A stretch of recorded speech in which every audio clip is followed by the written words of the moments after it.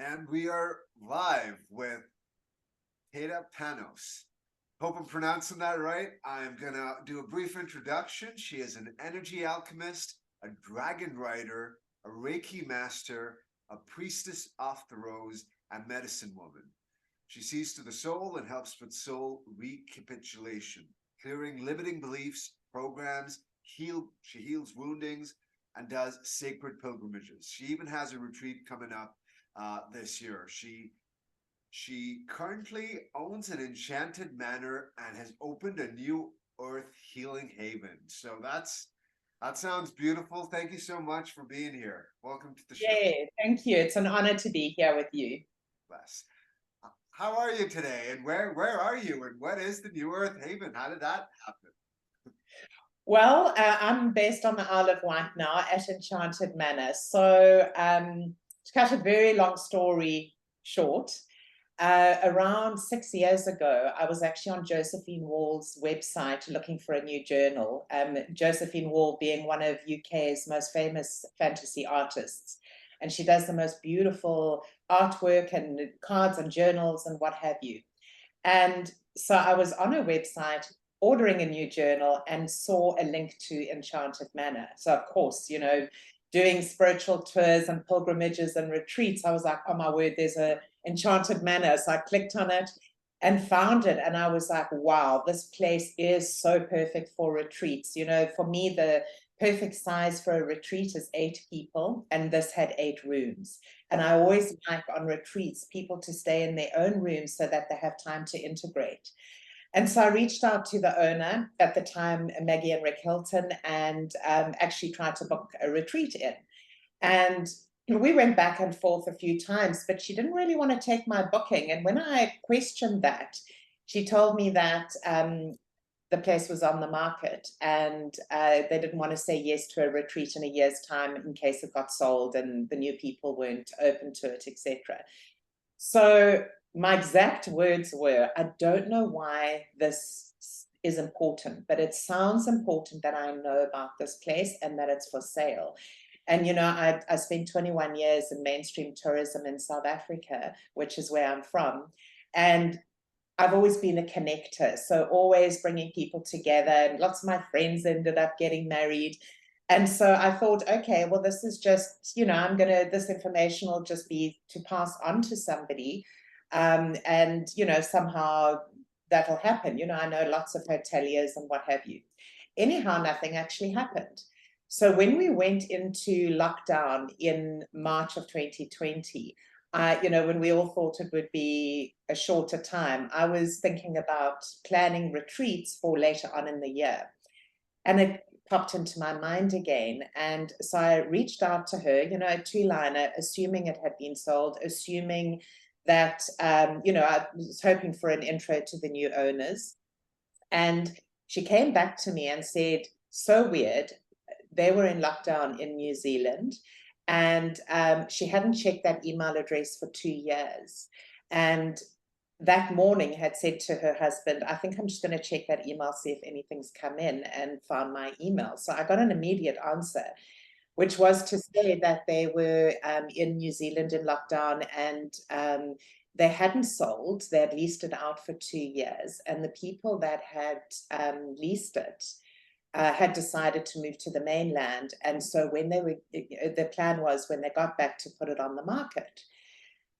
I just couldn't get it out of my mind. And I gave my sister a call, and, I come from a family of tourism people. We've all been in tourism our whole lives. My dad was in tourism. And we'd always spoken about a generational home, having a beautiful place where we could live and share with others who come to visit. And this just felt like that. So everything happened very synchronistically. We came over, in July. There was an opening with travel windows, and I could come from Norway, where I was living for 12 years. They could come from Ireland, where they were living, and we all came for 5 days to, check it out. We didn't even know the Isle of Wight. I mean, 7 years ago, I couldn't have pointed it out on a map. And fell in love with the island. I mean, the island is exquisite. It's a little diamond shape right at the base of the UK. And it was the last Celtic stronghold in the UK. There are so many myths and legends about the Dragon Nation here. And that, of course, pulled me in. I've been traveling my whole life to sacred sites and magical places. And this really, spoke to me because the veils are super, super thin here.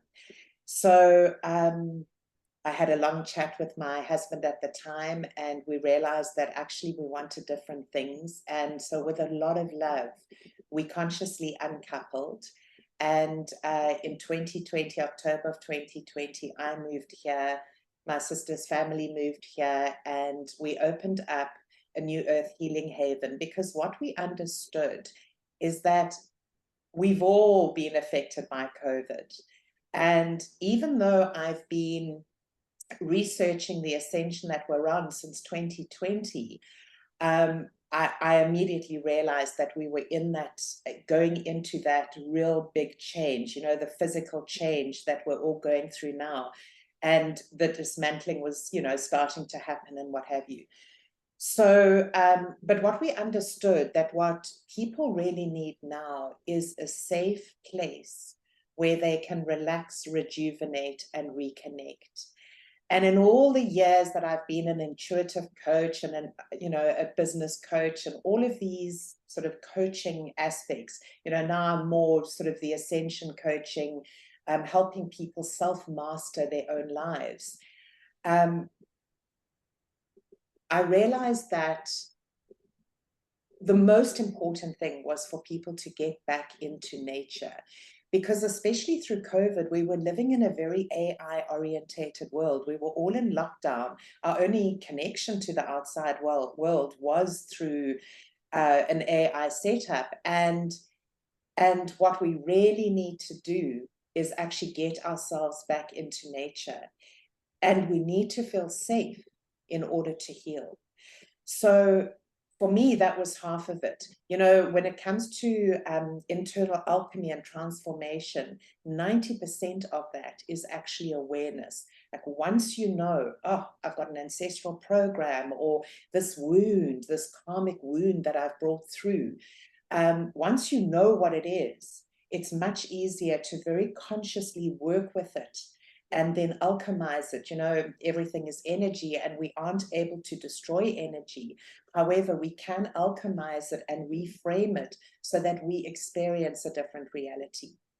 So everything kind of gelled, and we opened up Enchanted Manor. I mean, honestly, as all of us have experienced, it was not an easy journey, in that we moved here, went straight into lockdown, weren't able to open a business bank account for 6 months, weren't able to put the product onto the internet to sell, because we didn't have a bank account. So we literally, come May of 2020, got our bank account, went live on our reservation platform, and started taking people in the June. So it was very, very quick. And I can honestly say that, number one, this place attracts the most wonderful people. It's actually restored my faith in humanity to such a large extent. We just get the best guests who really just embrace everything that we have to offer. And our concept is very much around relax, rejuvenate, reconnect, getting into the natural world, and also simple pleasures. So we've got these 8 gorgeous bedrooms. Most of them are suites, where people can really, it's fit for your inner king or queen, and very spacious, and lots of amenities in the rooms, tea and coffee stations. And we've got a collection of like 1,000 DVDs, and, just to make the stay very, very enjoyable. And then both my nieces they handle the F&B side, and both are very gifted and ethical vegans. So our kitchen is essentially vegan plus eggs, which makes it vegetarian. And it's an absolute delight to really showcase how delicious plant-based food can be. You know, we have our breakfast is quite an event in that it's you get a start and a main course, and you get to choose. So a lot of people, most of our guests aren't vegan or vegetarian, yet really, really love the food.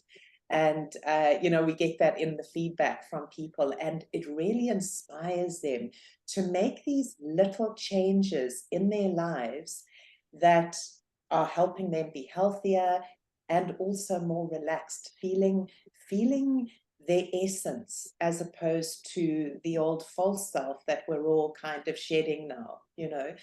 Yeah, so that's how I ended up here. That's beautiful. That sounds like a magical place, and that you really curated it. And yeah, it's you know the pictures will be up on your website and your Instagram. I'm sort of it is truly magical, and I'm just been looking those up. And in terms of the modalities, so you connect people with nature to get them closer to their truer self, and you help with extension. And you started off as a coach. So if you could walk me through that journey in terms of the modalities and how um, the different kinds of ways you've helped people over the years, just the specific say techniques or modalities or what you use. Yeah. Well, as I said, I feel a lot of it is awareness. Um, you know, to give you an example, so at Enchanted Manor, there are very many ways of visiting. So you can come as a regular bed and breakfast guest, you know, not focusing on the spiritual, just kind of coming to just actually relax, rejuvenate, and reconnect. So we do many birthday celebrations, many wedding anniversaries. We actually do weddings as well. We've got 3 areas that are licensed for weddings. And then we do me staycations, which is essentially when you just feel like you need a break and you want to get away for a couple of days on your own. And, you know, then you come here without feeling awkward because you're traveling on your own. And then I do the deep healing retreats, and I also do the pilgrimages. I also do private retreats, which seems to me is becoming more and more. People are either, depending on where they are in their journey, they're either looking for a very specific thing that they're trying to move through consciously, or they're wanting more of that group scene. And normally there's a theme. So, for example, in September, we have a retreat which I'm co-creating with a beautiful priestess sister of mine, and it's all about ancestral alchemy. So this is really dealing with the mother line. It's tackling all of the, or I don't want to say tackling. It's facing and alchemizing all of the mother line ancestral programs, because all of us have these soul codes that we've come in with. And you know, the beautiful thing about healing work when you're healing ancestral lines is that you're not only healing it for yourself, but you're actually freeing those that came before you as well as those that come after you. And many of us on this journey, you know, kind of consciously on our healing path, many of us are very aware of these hidden subconscious beliefs that or conditioning that we've taken on, and we're seeing the results in our lives, but we can't get to it. We don't know how to get to it. And this is where we need somebody to facilitate us. And you know what I find with this, and that becomes sort of a sacred sisterhood circle where we all come with the same intention. And when you bring women together with a common intention, magic happens. So everyone's working towards the same thing. And this particular area, as I mentioned, the veils are very thin. The dragon energy is very strong on the island, so is unicorn energy. And more recently, something that I hadn't really gone into before, I'm discovering mermaid energy on the island that is kind of showing itself to me. So, you know, we're all learning and growing all the time, and kind of, yeah, incorporating new things as we go. So to go back to your question about, so how am I interacting with them? You know, our B&B guests end up just enjoying. There's so much to do on this island. It's a real playground. There's so many animals and forever homes and sanctuaries on the island, and many places of interest and natural beauty. So the B&B guests may just enjoy the stay and go and do their activities during the day. When it's a retreat or a me staycation or a private retreat, then it is more focused, and I always tailor make it for the person or the group, depending on where they are and depending on what it is that they're trying to move through. So very often people will look for this kind of thing when they're at some sort of crossroads, or they've gone through a big change or transformation in their own life and they're trying to integrate it and trying to you know, get everything they can out of it, clear all the limiting old programs and conditioning, and so that their true authentic essence can emerge. Because we must remember that, you know, if you just take it like when we're born, we're these beautiful light beings, you know, and then we get conditioned and get told that, you know, we're not the center of the universe and who do we think we are and all those things, and all gets piled on. You're too much, you're too this, you're too that, all the judgment, the conditioning, and we kind of morph ourselves into these conforming sheeple. And the process we're all going through now, through the ascension that we're on, is really stripping away all that is false, you know, it's our false selves, so that our authentic self can emerge, because it is there. It's just being covered up. So it's shedding the old and then emerging as who we are truly meant to be. And that brings our Dharma, you know, what we're actually really meant for, the purpose that we're meant for. So it is a process of remembrance and alchemy and conscious awareness, you know.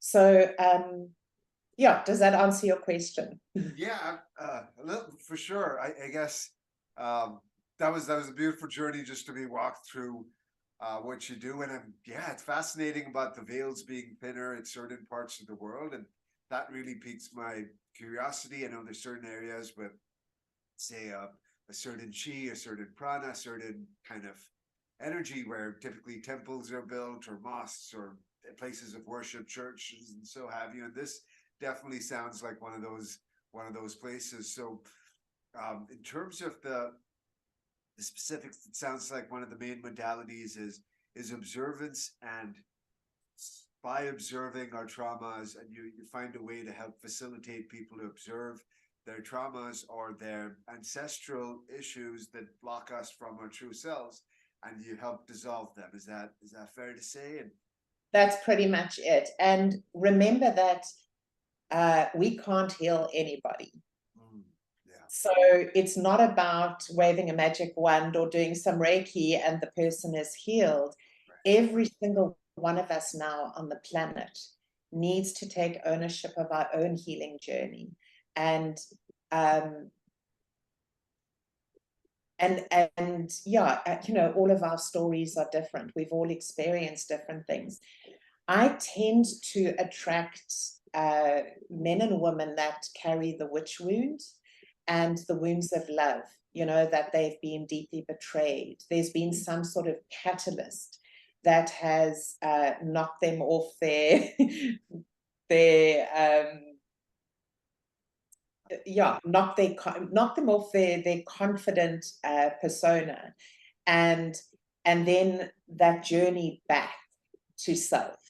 You know, often there's a catalyst, and so a lot of it is guiding people within, because, you know, everything that's outside of us starts from within, and everything is in the energetics before it manifests in the physical.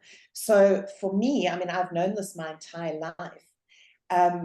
For me, if you want to shift anything in your life, the easiest and most effective place to shift it is in the energetics before it's manifest. But we also always see symptoms of that in our lives. And it's about noticing it, observing it, nipping it in the bud, and then the inner alchemy, so that you no longer hold the resonance. You know, it's the old thing, and I'm sure lots of people will have heard this a million times. If you want to attract love into your life, for example, the old way would have been writing your wish list about this perfect person that you want to draw in, or magnetize in. But now it's actually embody it. You know, all these qualities and values that you would hope that other person has, embody them within yourself, because then you hold the frequency of that. And like is always going to attract like. So you need to become it before you can bring it in. So we are on a self-mastery journey, all of us. It's taking ownership of our lives. And I feel that the most important thing that I can share now is the power of the now. It's about understanding that we need to be in the present moment, because it's the only place that we can affect any change. So if we can I talk about the now a little bit? Yeah, I love that. It's a great topic. It's near and dear to my heart, and I'm sure it's near and dear to lots of people listening, and super important. So I'd love to hear. Did you? I'll be quiet, and we'll focus on the power of now. Yeah, okay, perfect. So what we find is that people that spend a lot of time focusing on the past, ruminating, stewing in the past, will tend towards depression. And those that are focused very much on the future tend towards anxiety. So it really is about recognizing the now. Now, I want to share a little experience I had. It was a shamanic, in fact, it was my first shamanic journey. It was in, I think, about 2008. And I was being shown visions, and I was asking to understand energy, because I've always had a very strong sense of energy, and I can kind of understand the frequencies. It's very hard to explain, but it's kind of an innate ability to work with energy. And so what I was shown, so I asked, how does energy actually flow? And so what I was shown was a rainbow ball, which was my current reality. And everything was in technicolor. It was, everything I could see around me. And behind that ball was dark. And in front of the ball was dark. And then as I stepped forward, it was as if the rainbow ball moved. And as I stepped forward, it came up to meet me. So it was showing me that there is only the now. I then asked, show me 10 years' time. And I was kind of came out of the ball, zoomed out into the darkness, and then kind of down a timeline. And I could zoom into a ball, which then became the rainbow lit reality, and I could see a potential timeline. So that really stayed with me. And then, for the last 6 years or so, I've been doing priestess training with Priestesses of the Rose. And that had always I'd never forgotten about that. But then I got some information about the Vesica Pisces. Now, the Vesica Pisces is this. It's a sacred geometry symbol. For me, it's the core foundational piece, because once you've drawn these two circles, if you carry on, you will get to the seed of life. And then if you carry on with more circles, you get to the flower of life. And those two symbols are quite well recognized. But for me, it all starts with the Vesica Pisces, because it shows you exactly how it all works. So that, I guess that would be the past. And then this shape here is actually called the noose, which is the now. And then you have this, which is the future. Okay, now, a couple of things about the noose. Firstly, the shape of it is like the yoni. And for women, this is our creative center. This is where we create from as creatrixes. So it's the yoni, it's the creation. And of course, it's sacred space of the divine creation. It's also where our personal power sits. Because as you know, we can't actually go and change something in the past. We can reframe it, we can release trauma from it, we can alchemize it, but we can't change it. It is what it is. Okay, and of course, that's our memory of it. And by the same token, the future, you know, what's meant for us will always find us. So there's always going to be what's meant for you coming in, and it's how you respond to it. But if you're very focused on the now, then you're more able to lean in and face it and move through it. So it's also where we find timelessness. You know, time is a man-made construct, and we look at it from a linear perspective. Whereas I know that everyone on the planet now has had that moment where they're just in timelessness. They're completely present. They're busy with whatever it is that they're doing, or maybe it's just sitting in meditation, whatever it is, whatever they're doing. But you get into a flow that's timeless, and then at the end of the day, you can't believe what you've actually achieved in that day, because you've been able to expand time. And that's exactly what happens when we are in the now and we're very present. When we are present, we become presence.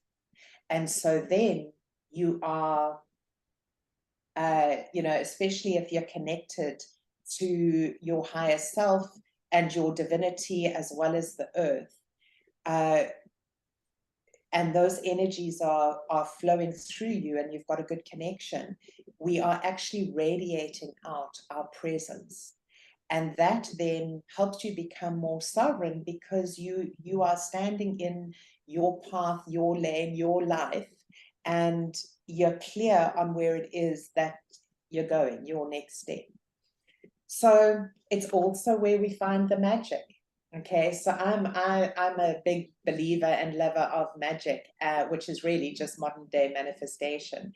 And this is where we find the magic, when we get out of our heads and we stop talking.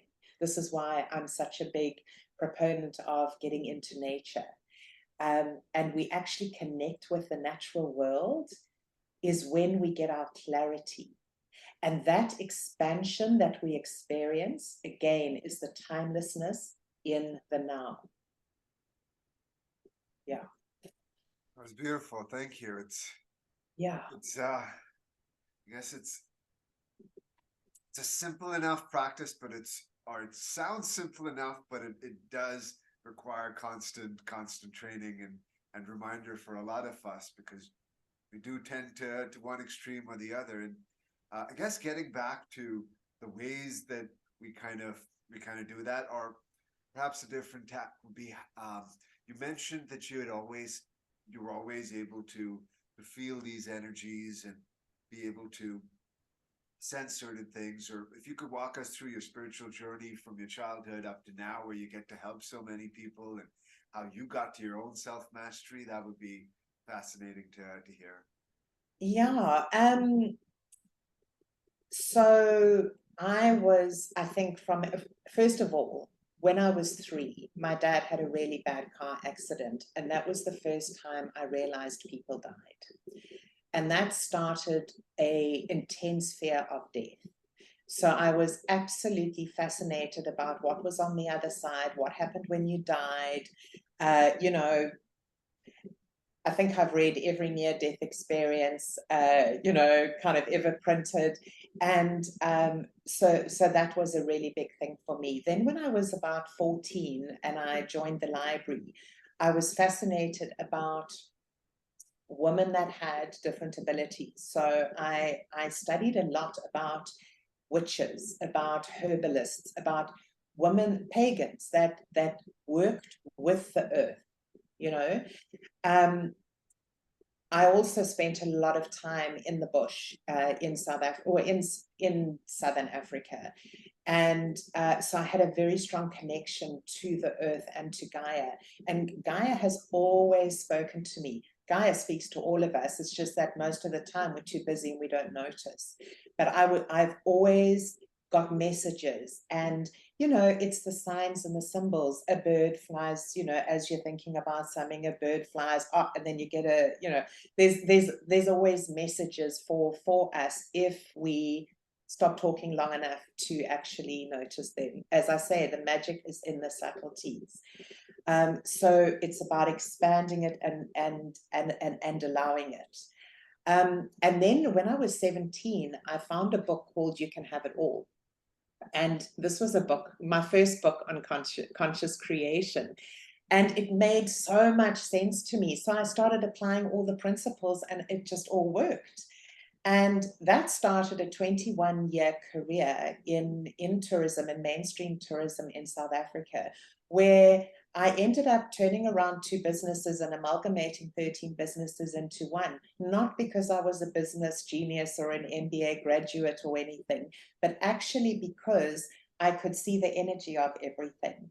And I always take things right back to the simple and always back to basics. So all of the turnarounds, all of the amalgamation, all of it was actually being very simple and seeing the energy of something, and then seeing where the issue was, putting in a solution, and then a process to ensure that that never happened again. And that's literally how so for me, it takes, well, I believe it takes 18 months to turn a business, because that was my experience in the 4 that I was involved in. And for me, the energy led me. I just went with it. And it's also about, coming into alignment and seeing what's out of alignment and then dealing with it. Most companies die with the plan on the table. So it's about, instead of the high level negotiations, it's about the practical, what is really going on here in our business, and how can we bring it together so that there's one vision, one goal, and we're all on the same page. So yeah. And then after 21 years of that, I was pretty burnt out, and I met my previous husband in Glastonbury, actually, on a high priesthood workshop, and knew that I actually wanted to get out of corporate, because for us spiritual people, the corporate world becomes very hamster wheelish, and there's always pressure, do more with less, make more, less expenses, and after a while, once you've streamlined your business, like there is no way of just increasing profit. And so I was also fairly burnt out, and so I left, moved to Norway, and opened up Spiritual Quest Journeys. And through all the travel that I've done, which was extensive, when I was in corporate, I was away over 200 days in the year. And I'd always had a fascination with the mysteries, like, what is it really all about? And so I would tack on private travel to all of the business trips that I was doing, and did some amazing things. And yeah, for me at the time, I was always looking for a place that gave me a wonderful tourism experience, as well as a some spiritual growth. And what I found was a lot of beautiful 5-star, gorgeous places that had no spirituality, or a very spiritual experience, but the tourism experience was awful. And so when I started Spiritual Quest, I wanted to blend those two, where, and I did many pilgrimages, many retreats, and what have you. But I was always looking for that place, which I eventually found in Enchanted Manor, where you have it all. You have the spiritual aspect, the growth, the nature, the thin veils, as well as a beautiful experience from a tourism perspective as well. And then, while I was, so my Reiki Masters was a 3-year apprenticeship where I had to sit on the courses, which were 6 weeks. And then I had to teach a few before I was activated. I can't think of the word. Initiated. And so that was interesting for me. And then when I got to Norway, I started doing these year-long courses. So I did an intuitive coaching one. I did abundance mastery, really understanding what abundance and prosperity really was. I then did a year understanding the online world and how to be the queen of your own finances. And by then I was very much into understanding that I've always walked the priestess path, and I was very drawn to the priestess of the rose teachings, which is the mystical path. And so I've been with them for a number of years, always increasing my knowledge. And, it's so vast that I don't know if you ever get there. I think it's a lifelong study, actually, because you're always deepening in to layers that you might have just glossed over in the past. So yeah, it's been, I think we're always growing and we're always learning. And for me, what's so important is to have the curiosity. I did definitely get to the point where I was very challenged in knowing, and I think this is true of so many people, very challenged in, so which path do we go? Which religion is right? Which path? Because of course all the religions are, you got to be with this one, otherwise bad stuff's going to happen, and so you go through that that time where you're looking for your own truth, and I got to the point where I realized that nobody knows. Nobody knows. Nobody has the answers. I'll give you 2 examples of that. So in 2011, we went to the UK to study crop circles, to really understand crop circles. So I think we were there for, I don't know, a week or 10 days, and everything was crop circle related. So we met the most amazing people. We went on microlight flights and spoke to the pilots. We went to the place where all the croppies would hang out, and we met the most amazing people, listening to their stories, people that had actually been asleep in a field when the crop circle was being made above them, or in front of them. Spoke to a woman that had written many books on crop circles. And then, of course, we met so many croppies that, in crop circles that all had their theories and their understanding of it all. And at the end of the trip, somebody said to me, so what do you think? I said, well, I now know that there is no answer. So, you must have a feeling. I was like, no, I'm going to let it be a mystery, because we can really put ourselves in such a pressurized place when we are trying to establish the answer for ourselves. Another example was in 2012, I took a group of 22 people to Egypt. And I mean, on that journey, we had an Egyptologist giving the official version of stuff. We also had 2 incredible indigenous wisdom keepers that had verbal traditions. And then we had a galactic healer from Australia as the journey leader. So we were all interacting with that understanding from very many different perspectives.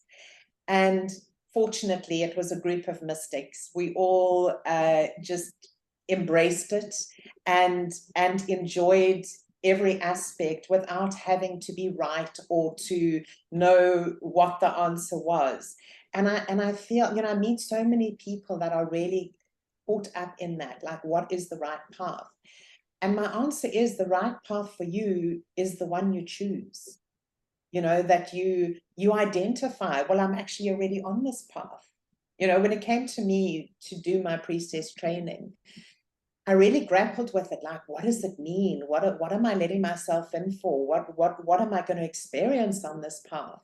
Until I remembered so many experiences that showed me I've always been on it. So it's about recognizing and then also letting go of the attachment to being right or wrong.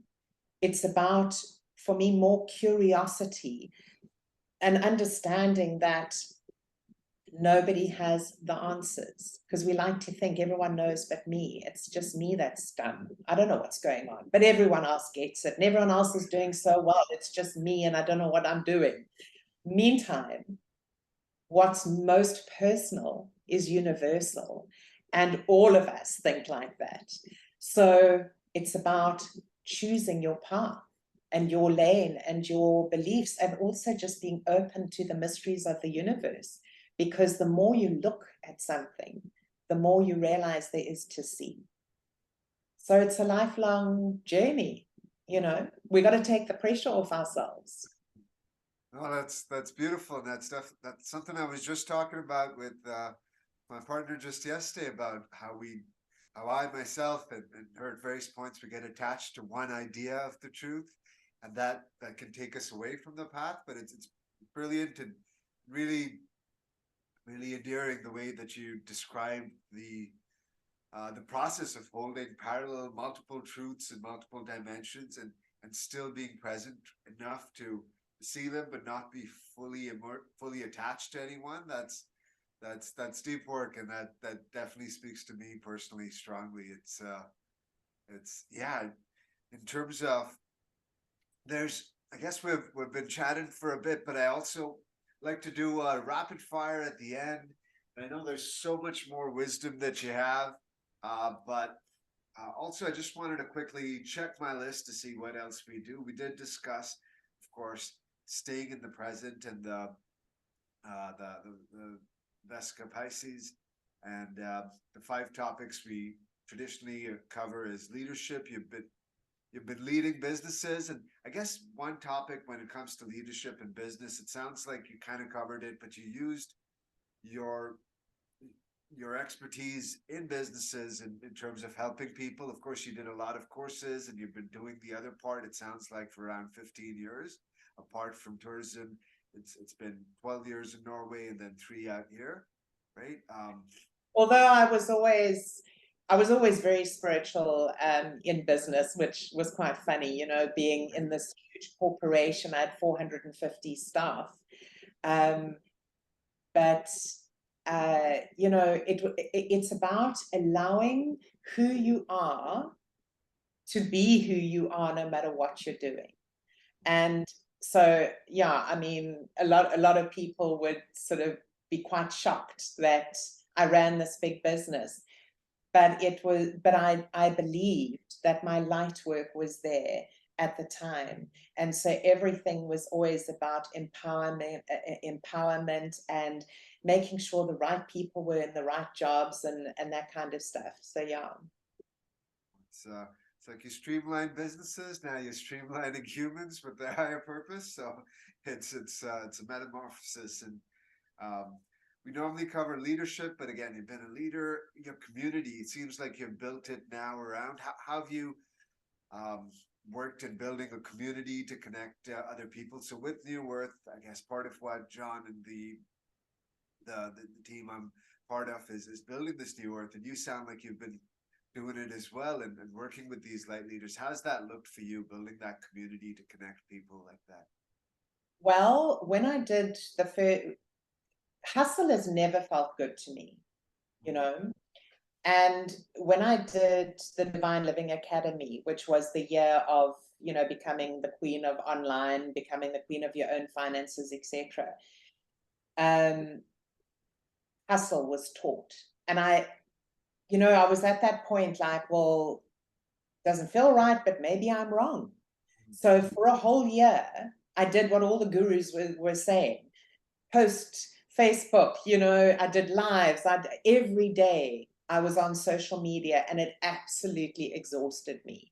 And the next year, I did my first ayahuasca experience, which changed a lot for me because I really understood so much of the multidimensionality.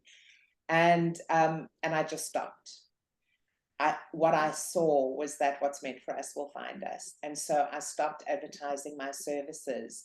And at the end of that year, I saw that I had had the same amount of clients and I'd made the same money then, you know, when I was hustling and exhausting myself to when I was just allowing it to come to me. And so now I don't really even advertise my services. In fact, I don't really work one-on-one with people unless they ask. And so I do have people who come into my orbit and ask me to coach them and then I will, you know, because for me that's my soul calling, that's my dharma, my priestessing, and you know, I find a way of making that happen because I feel like that's me stepping up for my soul contracts, you know, the things that we agreed to.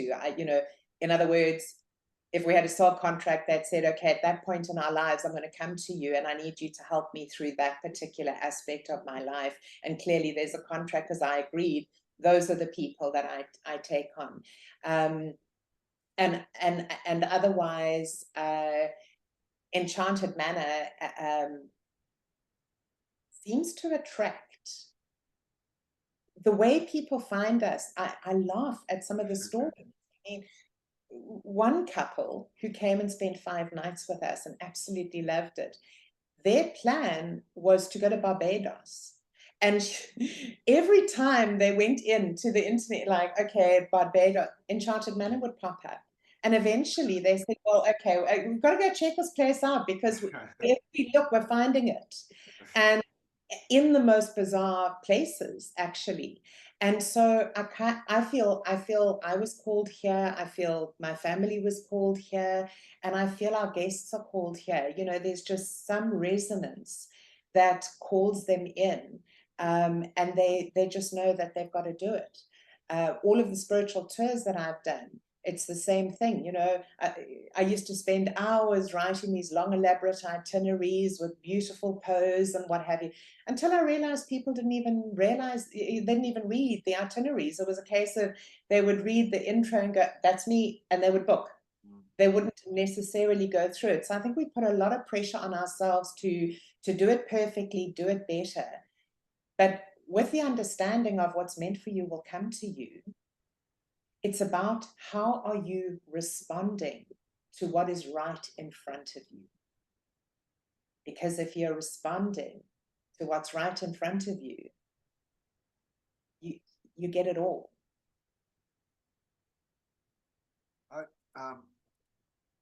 Thank you for that. You've dropped a lot of wisdom and love.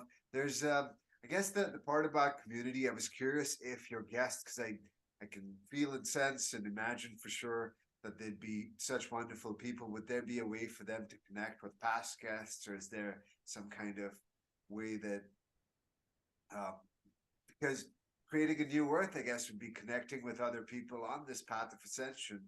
So I was wondering how you'd connect guests, say, who had been in the past, come in the past, or is that something that happens or that could happen? We have quite a lot of repeat guests, Okay. people that come again and again. And then in terms of how they connect, for example, we had last summer, we had 2 different couples from Wales who didn't know each other, well, that we knew about. And turned out, we discovered at breakfast the next day, that the 2 gentlemen had actually worked together and they were so happy to see each other. You know, so it's synchronicity. And then, you know, I find that somebody will come as a guest and then hear about a retreat, which is exactly what they've been looking for, and then they'll book on the retreat. So that's yeah, you know, it's more the synchronicity of it all, how people then come back or try something else. They might come for a wedding and then decide this is perfect for a me staycation, you know, something like that. Yeah. And I think it's lovely that we've got all these different options for people to come and experience. We also have an Enchanted Emporium, which is open to the public on a Wednesday to a Sunday, from 11 to 4, and there we have specialty coffees and medicinal teas and sweet treats. And so, you know, people can also just pop in for a cup of coffee. So yeah, it's kind of like, this is what we offer, and then people decide how it is they want to interact with that. I love how open it is to all sorts, and I really like that it caters to pretty much every need I could think of. So if you have a few more minutes, we could do a quick rapid fire just to get a word or a few words or a sentence at the most on a wide range of topics, and then Sure. you know, and try and keep it to a couple of minutes. I know we're kind of getting close to our time, but yeah. So in terms of that, we just start with gurus, mentors, and shamans. So that's quick time. Discernment. Perfect. Favorite recent art, book, or movie? It's a lot. Art, book, or movie?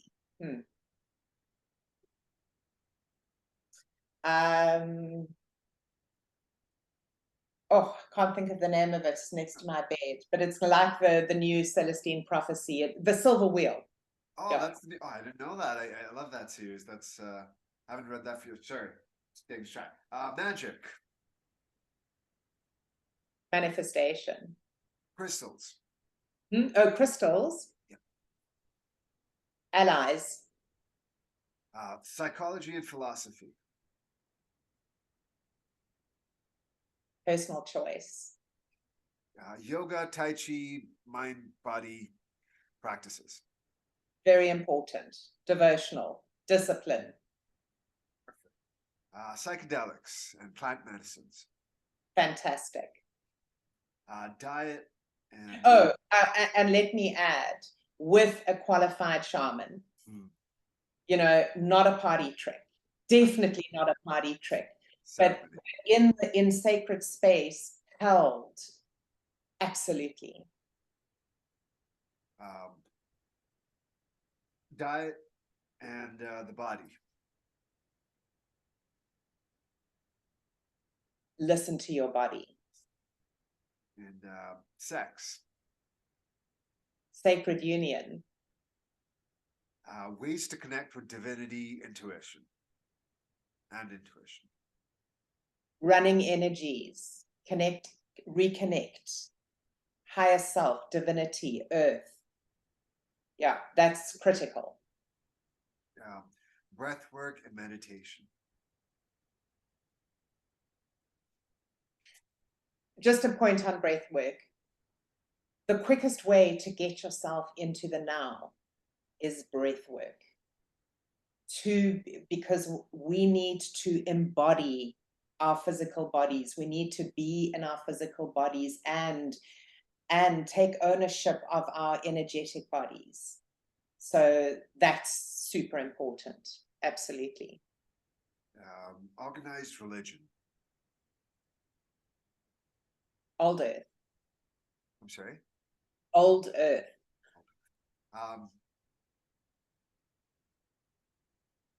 State of the world today and the direction it's going. Ascending. Focus on what is emerging, not what is dismantling, because this is the time of dismantling. There is two paths now, the path of love, the path of fear. Which path are you choosing? If you're choosing the path of love, then you're looking at the new earth, how you can contribute and how you can, who you are becoming in the process.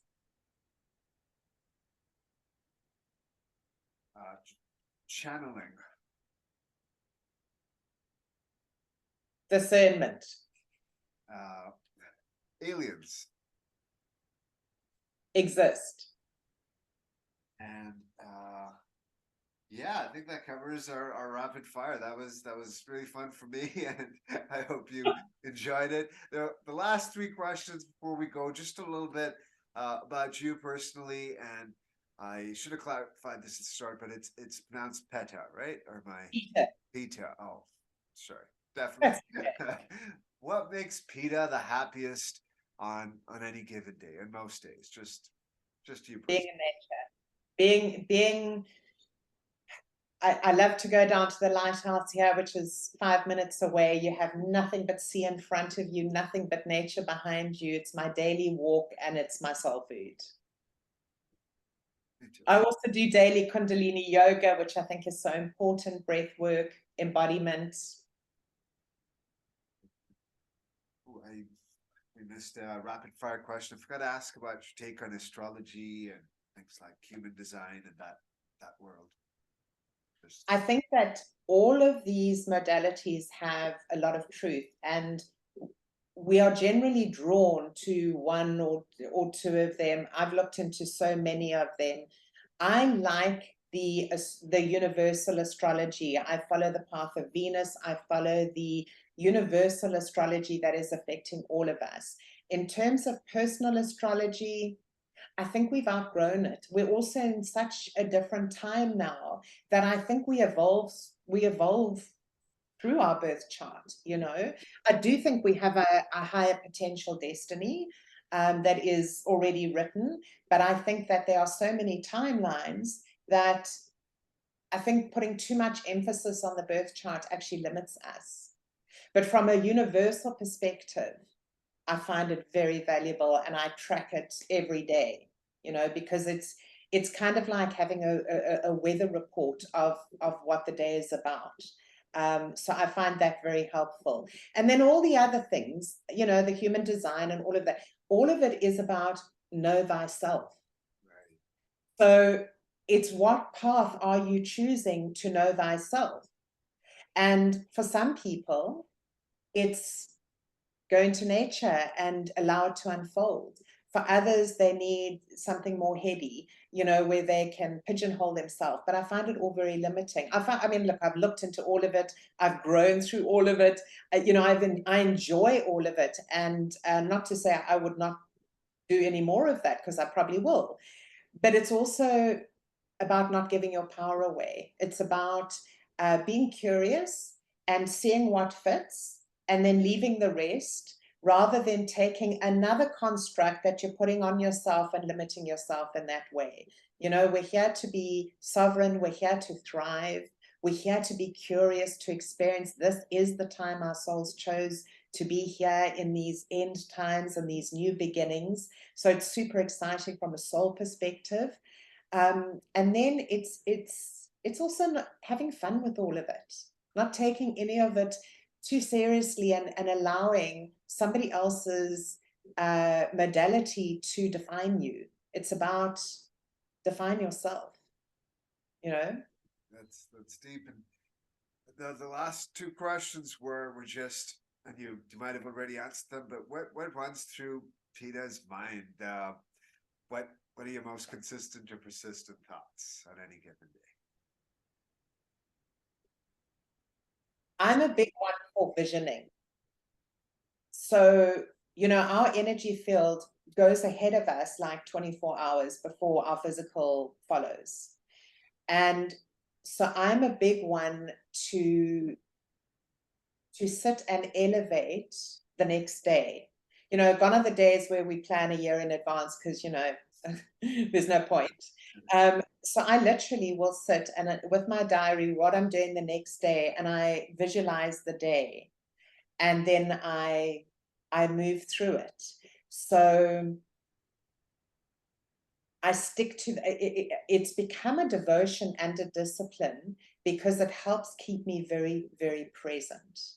And then because I know that everything is there for me and I don't have to think about it, it allows me to only be in that one thing that I'm doing without my mind saying, oh, I've got to do that. I'm going to, oh, what about this? Oh, damn, I forgot that. I take ownership of my time and my space. And then I weave with it. Beautiful. Thank you. Any final message? I know you've dropped a lot of wisdom, and you've given us a lot with your energy and presence and love. And you have a last message to the audience, to myself, to humanity at large before you go? Yeah, I think the first question and the most important question that we always need to ask ourselves, sometimes every day, is this a friendly universe or an unfriendly universe? And if you decide it's a friendly universe, that the universe actually does have your back, then trust it, because there's so much coming at us now, so much potential fear that we can get entangled with and distracted by. So it's make that decision and then have full faith, and let that faith evolve into trusting yourself. So for me, the sovereign path is all about self-loyalty, self-agency, self-authority, and knowing that, you know, you chose to be here at this time, making the most of it, you know, enjoying it, whatever it is, whatever you're doing, even the not so enjoyable jobs. Find a way of, even if it's the enjoyment of, thank God I've done that. Okay, I've done it, you know, and done is better than perfect. You know, we're all just human doing the best that we can, you know, and none of us are there yet. We're all ascending. We're all growing. We're shifting from this conditioned fear-based reality into exploring who we are, our own brilliance, and then firstly healing ourselves, and then taking what we've learned, you know, because theory plus experience equals wisdom. So taking our own wisdom and then sharing that, paying it forward, helping others, you know, because you might have gone through something that for sure there are many others going through, and you've spent the time. It might have taken you 10 years, but you can short circuit someone else's journey by sharing what you learned in that. So it's about then paying it forward, planting seeds. Oh, bless you. You really embody that. Real quick, where can we find you? Website, Instagram, all of that. If you could just spell it out, because we'd have audio listeners as well. If you could just detail your Sure. information real quick. So the easiest is enchantedmanor.co.uk. So ENCHANTEDMANOR.co.uk. That'll take you to Enchanted Manor. My personal website is Spiritual Quest Journeys. Must I spell that? No, it's sure our audience can spell it. If not, they can Google it, and Google will correct Yeah, it. Spiritual Quest Journeys. There's one other thing I wanted to mention was in 2020 in March, when lockdown first started, I was asked to contribute to this book, Awakening, Meet the Woman, Birthing the New Earth. And it's a fabulous book. But if people would like to read the chapter that I wrote, they can find it for free on my website, spiritualquestjourneys.com, because that's got some really practical things, little tiny simple things that you can do that, you know, if you just focus on improving your life by 1% every day, you'll be amazed at what you can achieve in a year. And then, of course, I'm on Facebook, either Peta Panos, Spiritual Quest Journeys, Enchanted Manor. Those are the main ones. We're on Instagram as well, Enchanted Manor, or Peta Panos. And yeah, so I think that probably gives people enough ways to reach out. Now, looking forward to reading that chapter. It's truly been a pleasure. You've truly inspired me in many ways. I'm definitely going to rewatch this and share this with as many people for the wisdom and love you bring. Thank you so much, Peta. You're so welcome. It was fun. Lovely to chat.